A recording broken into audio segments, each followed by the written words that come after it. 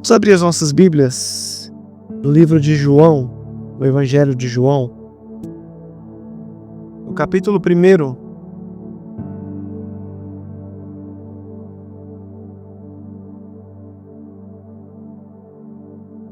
Evangelho de João, no capítulo 1.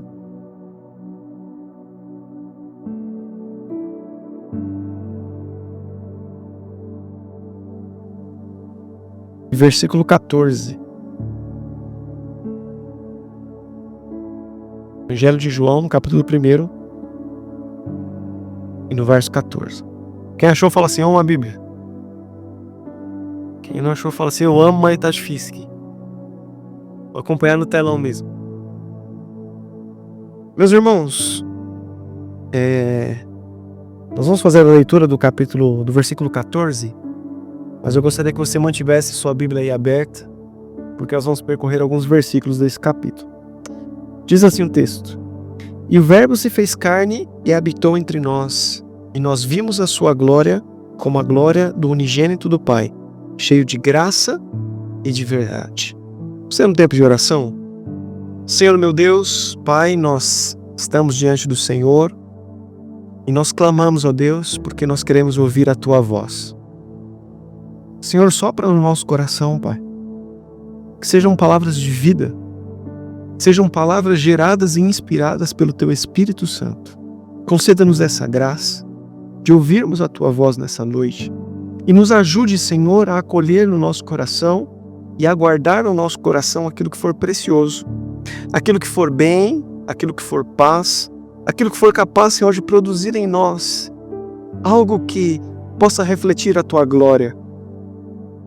Ajude-nos também, ó Deus, a transformar tudo aquilo que nós recebemos do Senhor em ferramentas espirituais para que outras vidas sejam alcançadas e transformadas pelo poder da Tua palavra. Nós cremos, ó Deus, que a Tua palavra ela é poderosa. Nós cremos que ouvir a Tua palavra, Senhor, muda, Senhor, o nosso caminho. Então nós pedimos em nome de Jesus que assim seja na nossa vida, mas que também seja através de nós. Senhor, eu sou incapaz de comunicar a Tua palavra como precisa ser feita. Então, com o Espírito Santo, Pai, me conduza. Mas conduza também a Tua igreja a ouvir e a discernir aquilo que vem do Senhor para as nossas vidas, Pai. E nos ajude a vivermos uma vida prática em que o Senhor seja glorificado em nós e através de nós. É a oração que fazemos e fazemos em nome de Jesus. Bom, meus irmãos, nós estamos iniciando hoje uma nova série de mensagens, né? Estamos iniciando aí Fábrica de Ídolos. Essa é a nossa próxima série de mensagens. Então, ao longo de alguns domingos, nós estaremos aí compartilhando esse tema tão profundo, né? Mas que vai nos inspirar, acredito, porque já tem me inspirado muito, já tem Deus já tem trabalhado muito no meu coração a partir dessa série de mensagens, e eu creio que será assim também na sua vida. Nós vamos falar sobre o nosso coração, que ele é uma fábrica de ídolos. Nós somos mestres em criar os nossos ídolos. E hoje será apenas uma breve introdução de tudo que a gente vai falar ao longo dessa série de mensagens. Eu já queria começar logo com a primeira mensagem dessa série, mas nós vamos fazer hoje uma introdução do que nós vamos pregar ao longo dessa série, porque domingo que vem nós temos aqui o culto ministrado pelas crianças, organizado e ministrado pelas crianças. Amém? No nosso último culto, alguém perguntou para mim, não lembro quem, falou assim para mim: nossa, pastor, mas o culto de domingo? Eu falei: é, o culto de domingo. Porque as nossas crianças são preciosas, são maravilhosas. A nossa igreja tem crescido e florescido através da vida das crianças. Eu lembro que há um tempo atrás poucas crianças vinham à frente e a gente começou a falar: olha, vai chegar o tempo que vai ter mais crianças aqui à frente do que gente sentada aí na cadeira assistindo, né? Então domingo que vem, a gente que vem na frente vai passar a linha e as crianças fazem o culto delas aqui, não é? Vai ser bênção.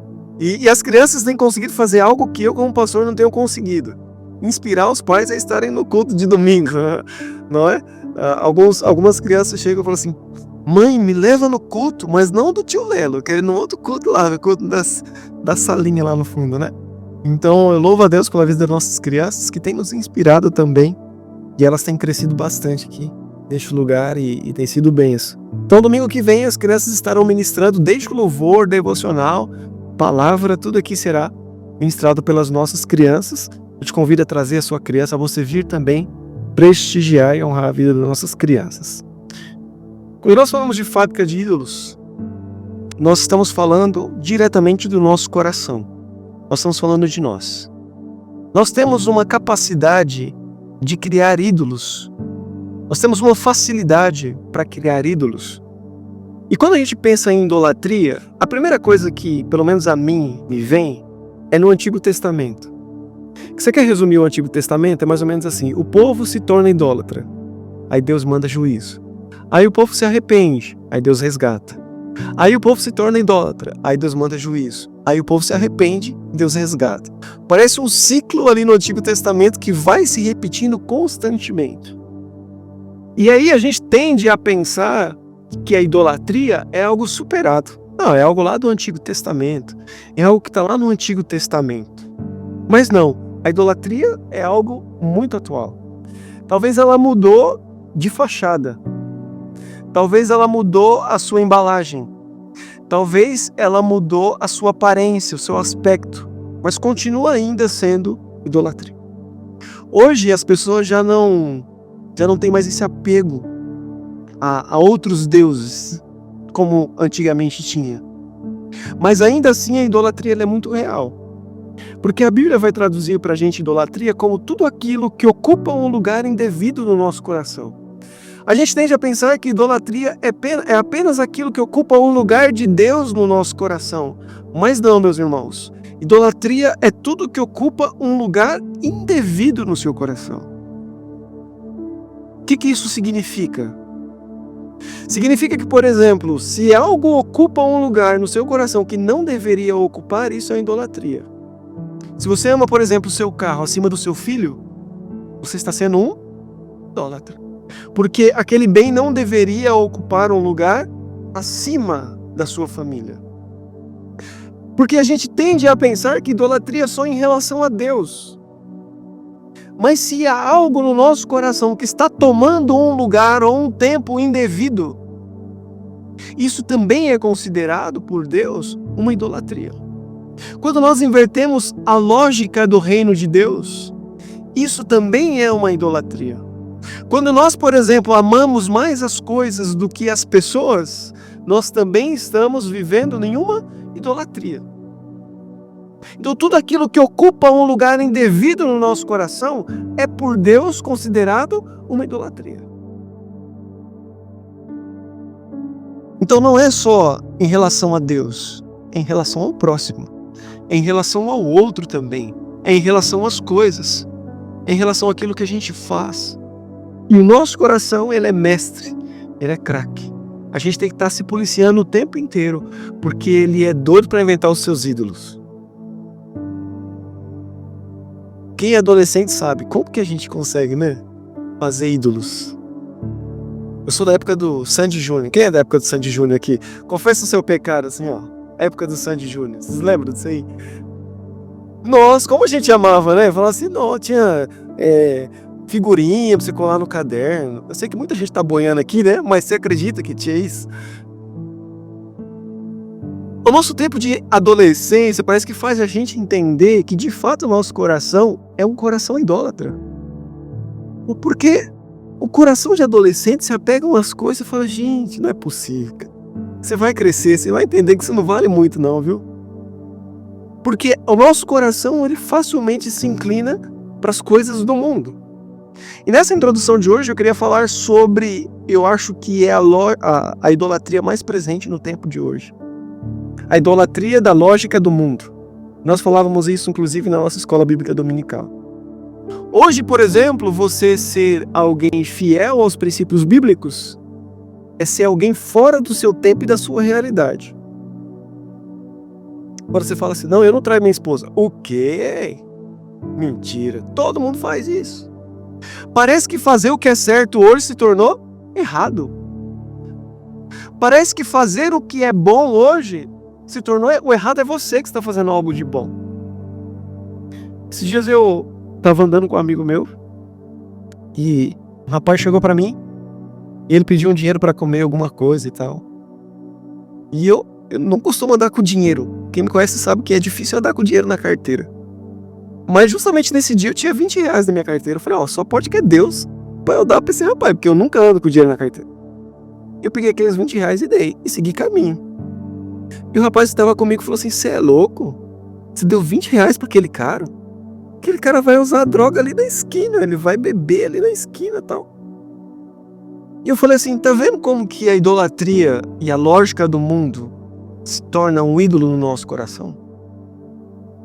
Porque fazer o que é bom se tornou errado. É errado. Quando a Bíblia diz que você tem que abençoar as pessoas que são à sua volta, em nenhum momento a Bíblia fala assim, mas presta atenção, hein? Não abençoa as pessoas ruins, hein? Não abençoa. Se você souber que as pessoas vão fazer algo, não abençoa, não. A Bíblia fala isso? Em nenhum momento. Em nenhum momento. Mas quando a gente faz isso, perto de alguém, as pessoas falam assim, não faz isso, não. Pera, mas eu estou fazendo bem. E a gente está vivendo na lógica do mundo em que fazer o bem ou fazer aquilo que é bom se tornou errado. O texto que nós lemos de João, do Evangelho de João, João deixa claro que Jesus inaugura uma nova estação. Jesus inaugura uma nova era, um novo tempo. Um tempo em que o Verbo se fez carne. E ele vem nesse Verbo encarnado com um propósito claro de resgatar a criação que se havia perdido. Jesus vem com um propósito claro de nos resgatar, de nos devolver a vida, de recuperar aquilo que se havia perdido. João está dizendo de uma nova era que se inicia a partir de Jesus Cristo. O Verbo se fez carne. No versículo 1 ele diz assim, quem que era esse Verbo? No princípio era o Verbo, e o Verbo estava com Deus, e o Verbo era Deus. Ele estava no princípio com Deus, todas as coisas foram feitas por Ele, e sem Ele, nada do que foi feito se fez. Quem que era o Verbo que se fez carne? Jesus Cristo. E Ele é o Verbo da criação, que por meio dele, todas as coisas vieram a existir. E agora esse Verbo da criação se faz carne. Habita entre nós para redimir, para resgatar aquilo que Ele mesmo havia criado. O Verbo se faz carne e inaugura uma nova era, uma nova estação, de que agora por meio dele é possível resgatar a criação que se havia caído.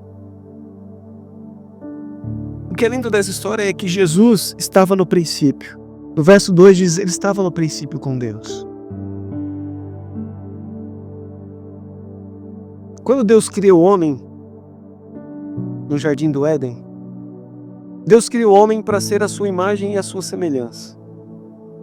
Deus criou o homem para que quando a criação olhasse para o homem, pudesse enxergar a imagem de Deus refletida em nós. Nós fomos feitos para ser a imagem de Deus. Nós temos esse propósito de sermos a imagem de Deus. Mas um dia Adão olha para a sua imagem e no seu orgulho, e na sua soberba e no seu desejo, ele quis dar um passo a mais e ser como Deus. A gente falava inclusive no EBD que é louco essa tentação de Adão, porque quando Deus cria o homem, a Bíblia diz que Deus criou o homem à sua imagem e à sua semelhança. E o homem é tentado para ser exatamente como Deus. Parece que o homem se esqueceu que ele foi criado à imagem e semelhança de Deus. E ele busca algo que ele já tinha. E ele cai em pecado para obter algo que ele já possuía. Algo que o Senhor já havia dado e que o Senhor já havia feito para ser. O homem era a imagem de Deus. E o homem cai em pecado justamente buscando algo que ele já possuía. Nasce aí então um ídolo. O ídolo, sabe o que é? Aquilo que nos faz buscar e muitas vezes colocar todo o restante, a nossa descendência, em risco para obter algo que o Senhor já nos deu.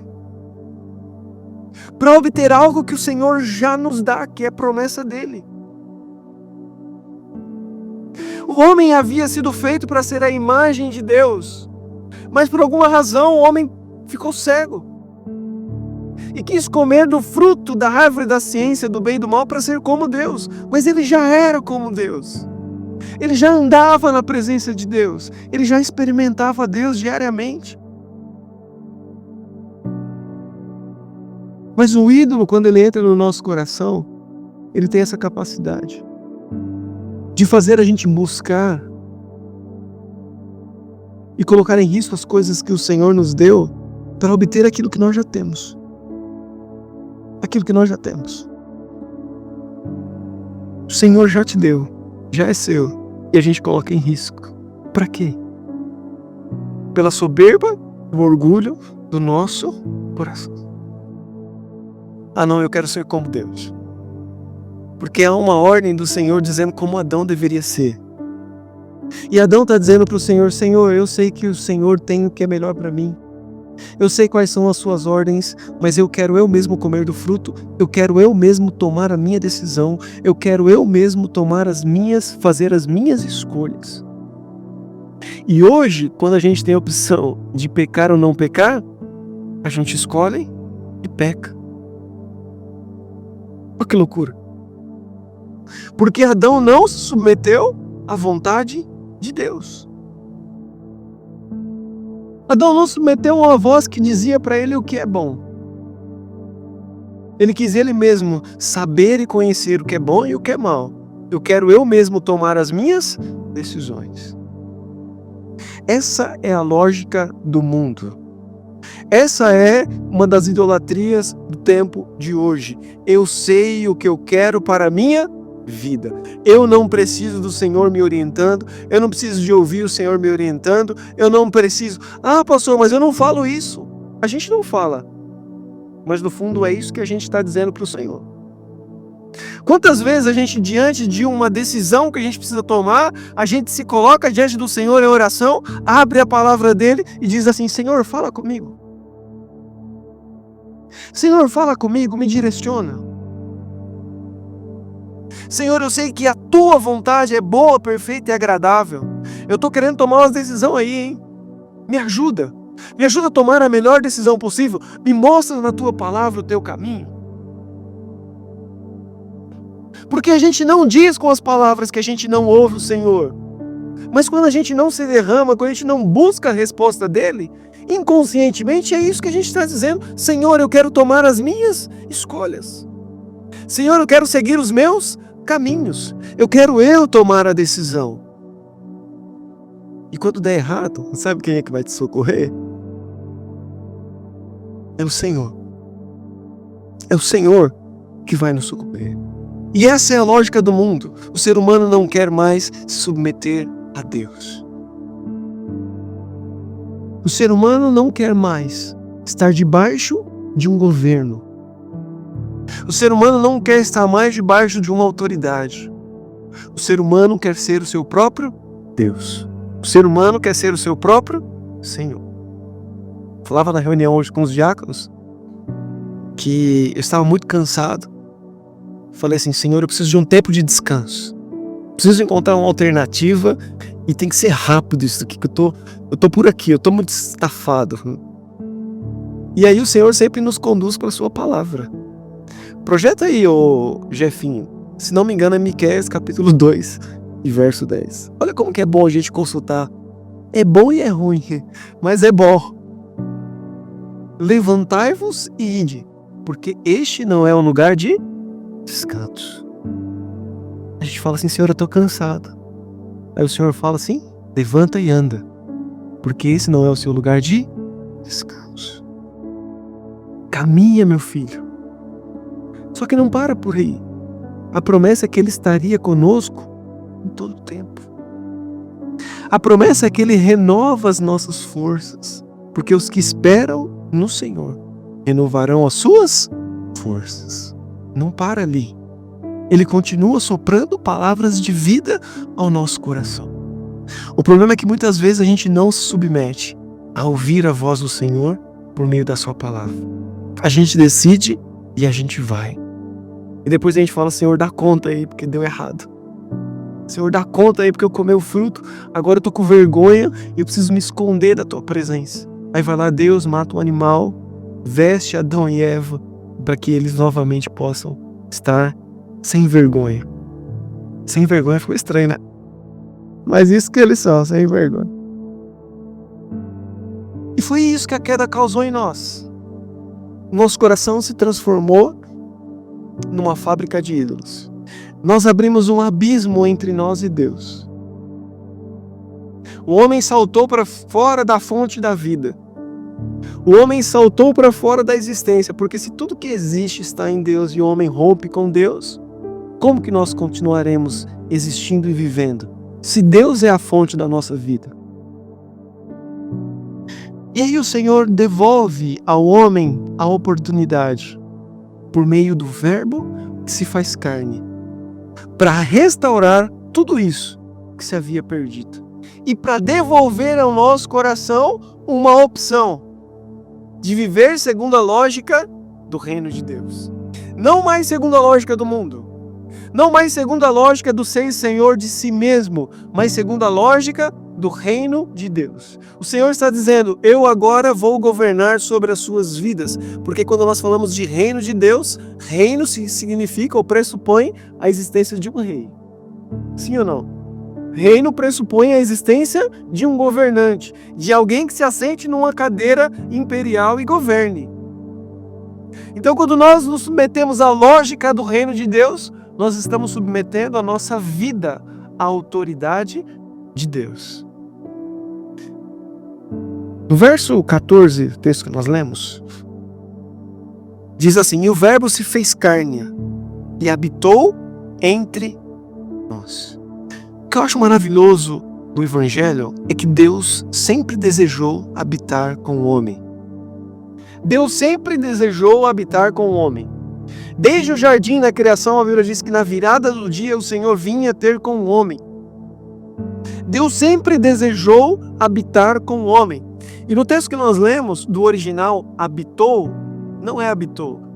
A palavra original do grego é eskinosen. Ó, que chique. Até parece que eu sei falar grego, não sei não. Eskinosen. Eskinosen significa tabernáculo. Então, teoricamente, a tradução seria assim, e o Verbo se fez carne e tabernáculo entre nós. O que era o tabernáculo, gente? Você se lembra quando o povo sai do Egito e começa a peregrinar pelo deserto? O Senhor, então, no Monte Sinai, revela para Moisés uma planta de um tabernáculo. O tabernáculo é construído e é o lugar onde a presença de Deus iria se manifestar. Deus estaria no meio do seu povo. Lá em Números, no capítulo 2, a Bíblia diz que o tabernáculo deveria ser montado no centro do povo. Então eram 12 tribos, 3 tribos na frente, 3 tribos atrás, 3 tribos à direita, 3 tribos, ó que trava-língua, à esquerda. Eu falei ao contrário, né? Mas eles entenderam. E o tabernáculo no centro. Porque Deus estava no meio do seu povo.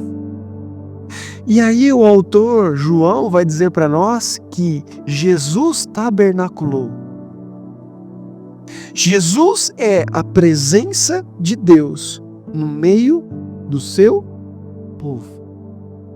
Jesus é a presença de Deus no meio do seu povo. É Jesus em nós, é Jesus conosco, é Jesus no nosso meio. O Verbo se fez carne e tabernaculou entre nós. Deus se fez gente. Deus se fez carne. Habitou entre nós.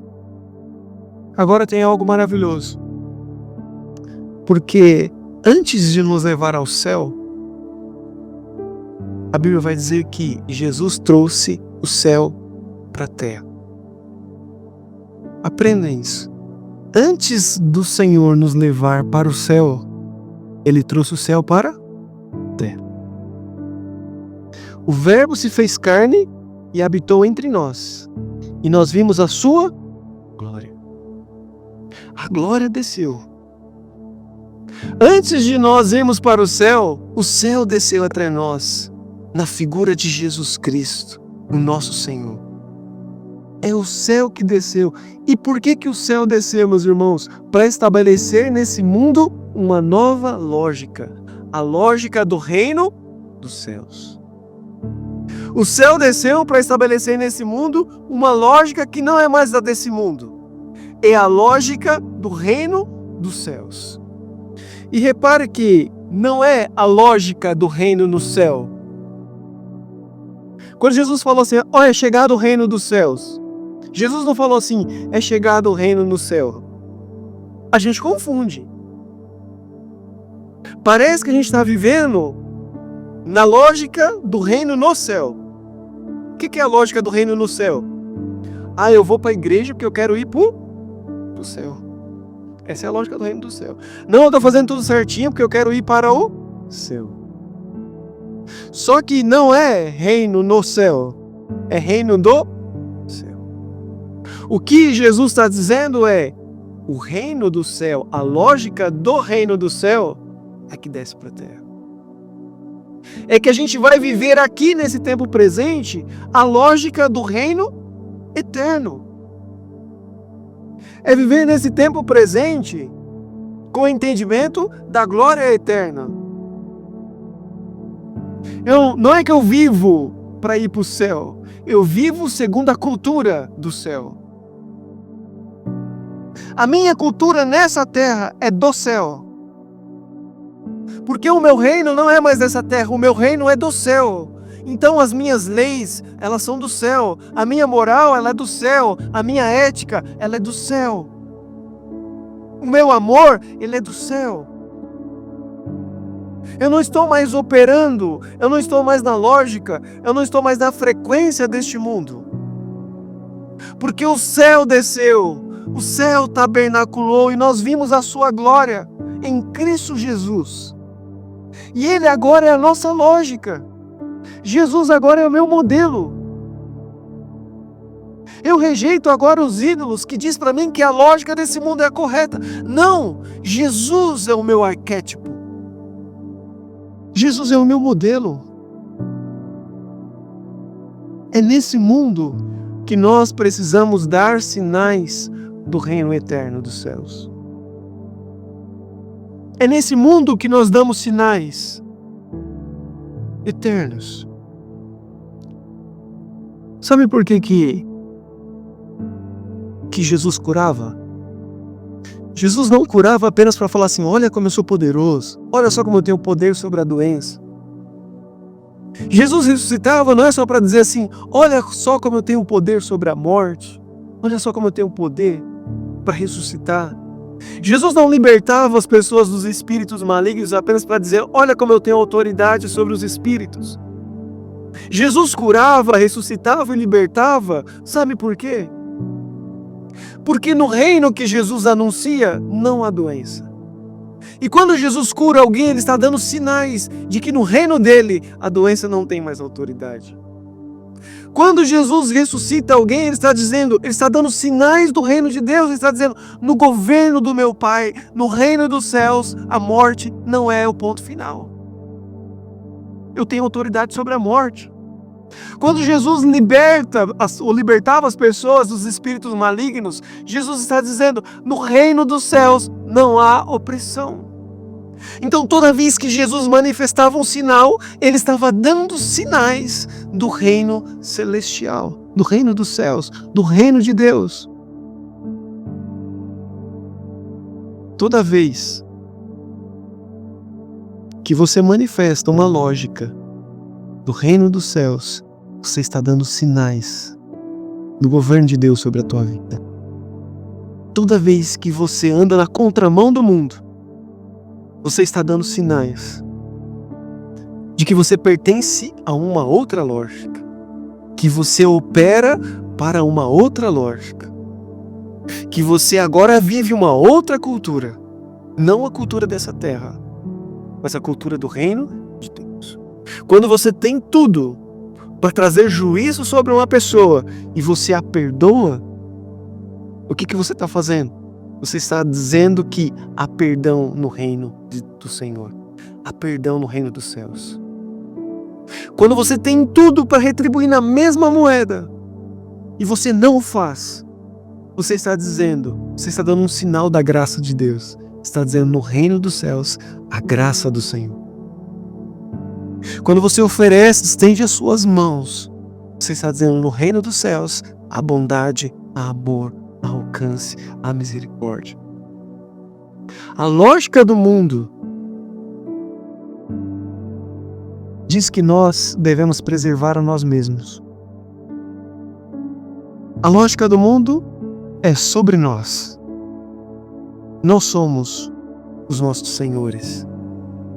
Nós somos os nossos próprios governantes. Nós definimos o destino das nossas vidas. Mas o Senhor nos chama hoje para sermos representantes dessa nova lógica, dessa nova estação que o Verbo iniciou quando se fez carne e habitou entre nós. Foi para isso que Ele nos salvou, para darmos ainda nesse tempo presente sinais do reino dos céus. O Dr. Russell Shedd, ele dizia que aqueles que vão para a condenação eterna vivem a condenação já nesse tempo presente. Vivem como condenados já nesse tempo presente.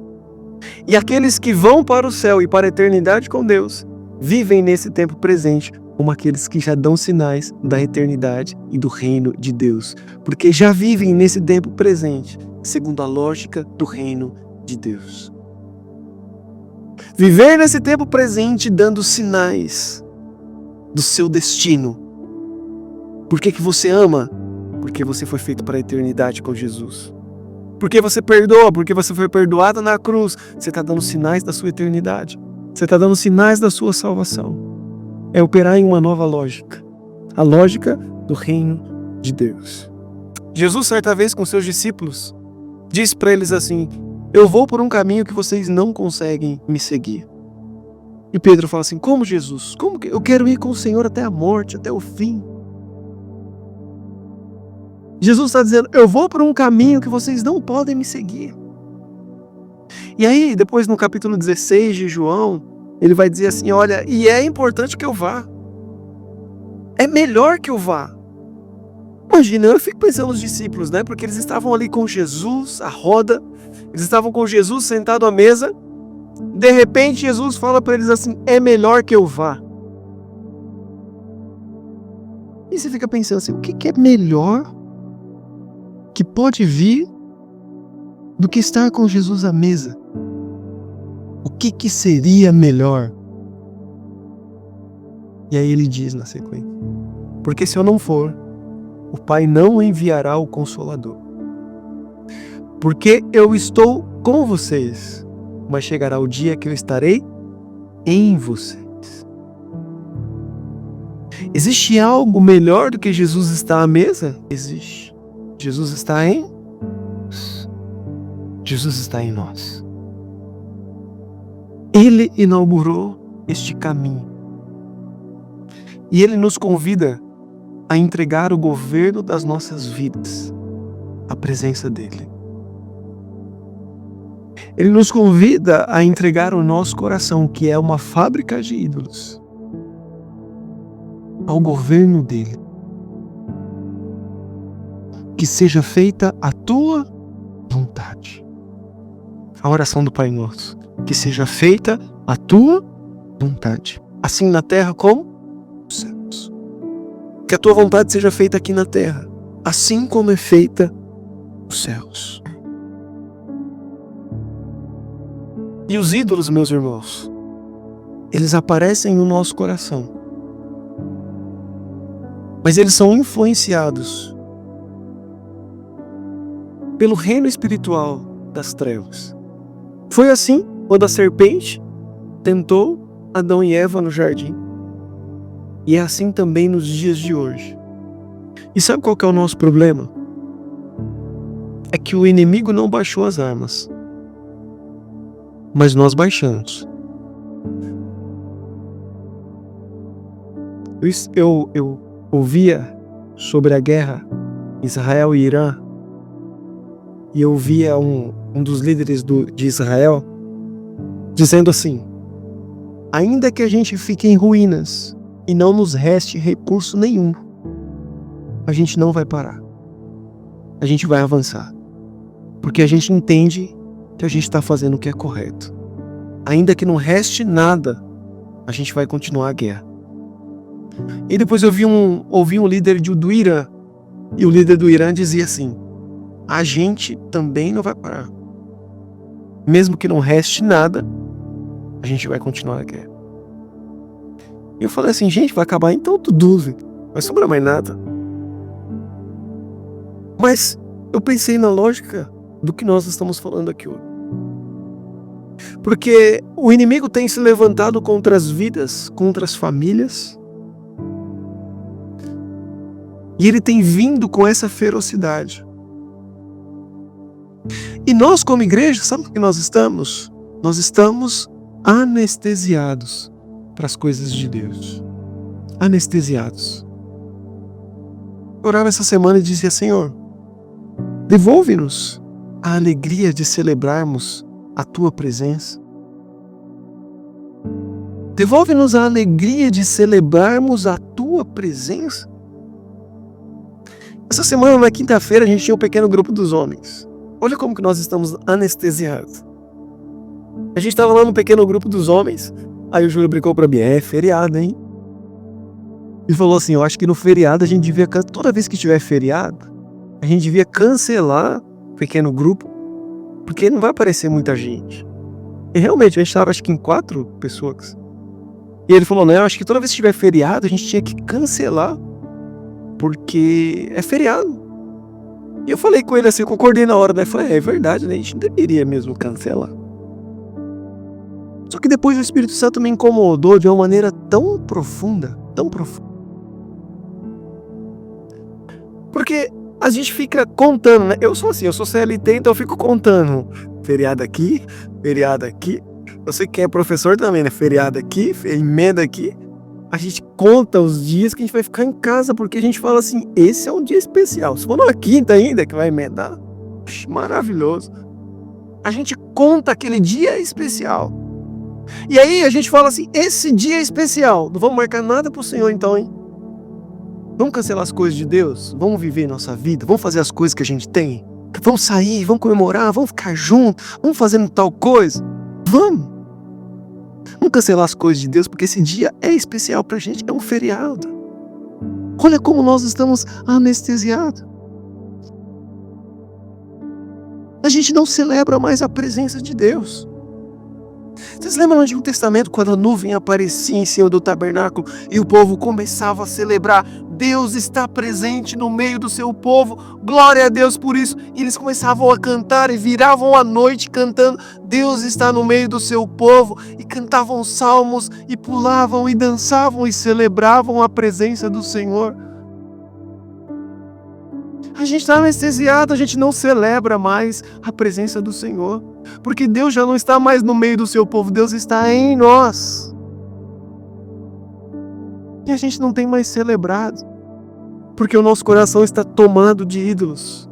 Ah não, hoje é um dia confortável para eu fazer as minhas coisas. Hoje é um dia para eu fazer as minhas coisas. E a gente não está percebendo no grau de prioridade que Deus tem tomado na nossa vida.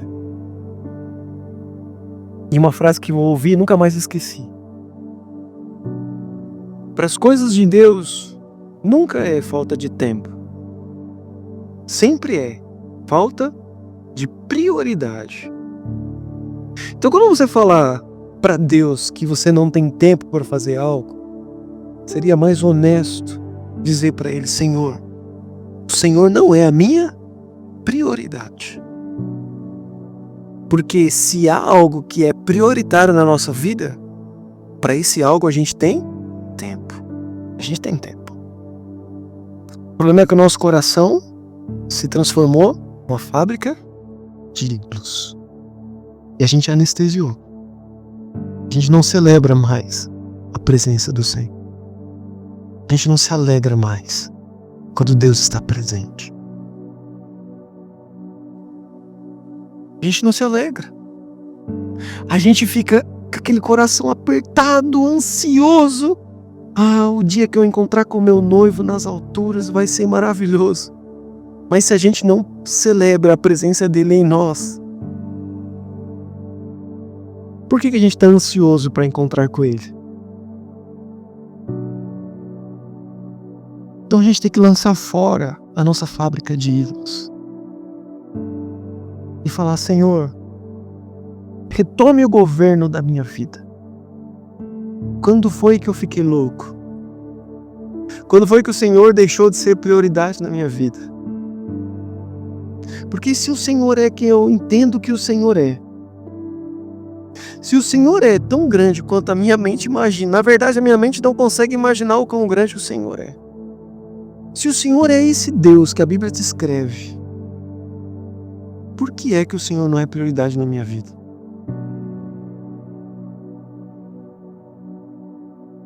Há um ídolo no meu coração? Há algum outro governo no meu coração? Há algum outro que está ocupando um lugar que é seu no meu coração? Aí você pega aquele banquinho e levanta dele, fala: Senhor, senta no trono da minha vida e me governa. Senhor, senta no trono da minha vida e diz para mim o que é melhor para mim. Diz para mim, Senhor. Eu quero saber a tua vontade. Eu quero viver a tua vontade. Eu quero viver para a tua glória. Os caminhos dos homens eu sei aonde vai dar. Mas eu quero experimentar um caminho novo com o Senhor. Um caminho de vida e de restauração. E nesse caminho, você vai dando sinais do reino dos céus. Nesse caminho, todos que vão passando vão percebendo os sinais. Imagina, eu sei que esse exemplo é bem simplório, né? Mas eu gosto de exemplos simplórios. Você está indo para um lugar, parece de carro, né? Parece que quanto mais próximo você está chegando do lugar, mais plaquinhas tem avisando para você o caminho. Você sai daqui, por exemplo, vai para Santos, aí você passa, vai indo, e de repente aparece uma plaquinha. Você fala: opa, eu estou chegando mais perto. As plaquinhas vão dando sinais de que algo está prestes a acontecer, ou que você está prestes a chegar quando você está caminhando ali, você está dirigindo o seu carro a um lugar. Até que a placa assim: bem-vindo a tal lugar. Você fala: cheguei. Isso aqui é simplório, mas sabe o que nós somos? O Senhor nos chama para ser as plaquinhas no caminho, dando sinais do reino dos céus, dizendo: o reino de Deus está chegando. O reino de Deus está próximo. E a gente vai dando sinais, vivendo numa outra lógica, para que todos aqueles que passem pela sua vida percebam: o reino de Deus está chegando. Por quê? Porque eu vi Jesus na vida do Augusto. O reino de Deus está chegando porque eu vi Jesus na vida da Cris. O reino de Deus está chegando porque aquela igreja dá sinais de que está próximo ao reino dos céus. Que seja assim na nossa vida.